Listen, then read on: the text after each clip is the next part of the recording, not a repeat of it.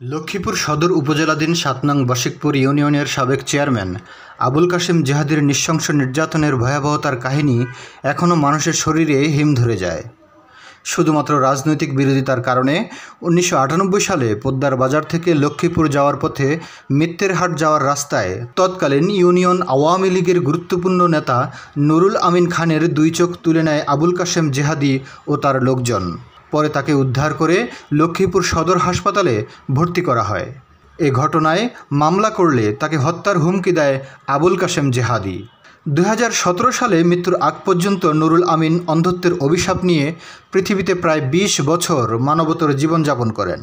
নুরুল আমিন বশিকপুর ইউনিয়নের ১ নং ওয়ার্ড উত্তর নন্দীগ্রাম পোস্টমাস্টার বাড়ির বাসিন্দা। তিনি ৩ পুত্র ও ২ মেয়ের জনক ছিলেন।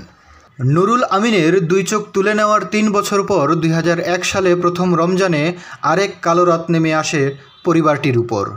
তখন রাত প্রায় ১২টা। আবুল কাশেম জিহাদি ও তার সন্ত্রাসী বাহিনী নুরুল আমিনের মেজ ছেলে সুমনকে ঘর থেকে তুলে নিয়ে যায়।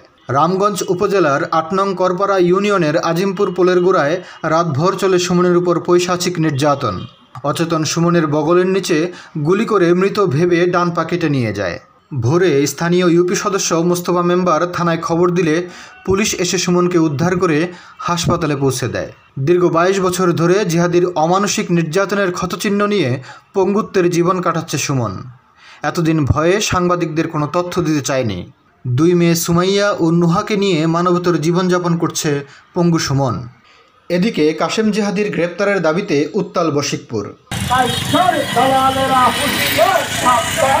লক্ষ্মীপুর জেলা যুবলীগের সাবেক সাধারণ সম্পাদক আবদুল্লাহ আল নোমান ও জেলা ছাত্রলীগের সাবেক সাংগঠনিক সম্পাদক রাকিব ইমাম হত্যা মামলার প্রধান আসামি আবুল কাশেম জেহাদিকে গ্রেপ্তারের দাবিতে বশিকপুর ইউনিয়নে প্রতিবাদ সমাবেশ ও বিক্ষোভ মিছিল করেছে এলাকাবাসী।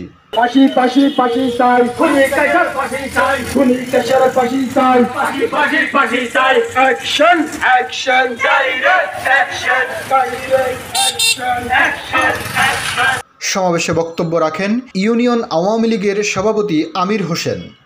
তিনি বলেন, তার নিন্দা জানানোর জন্য, প্রতিবাদ জানানোর জন্য আপনারা রাজপথে যেভাবে আন্দোলন সংগ্রাম করে যাচ্ছেন। ইউনিয়ন আওয়ামী লীগের সাধারণ সম্পাদক জাহাঙ্গীর আলম বলেন, সবাই শুনেছেন মিডিয়ার কল্যাণে এই সন্ত্রাসীরা অনেক অস্ত্রের মজুদ করেছে।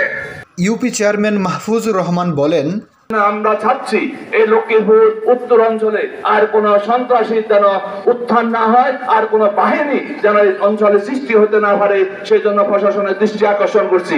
এবং পাশাপাশি এই অঞ্চলে যে অস্ত্রের মজুদ আছে, এই অস্ত্রগুলো উদ্ধার করে এই মানুষকে শান্তি দিবেন। এ সময় বাশিকপুর ও আশেপাশের ইউনিয়নের কয়েক হাজার মানুষ বিক্ষোভ মিছিল ও প্রতিবাদ সমাবেশে অংশগ্রহণ করেন।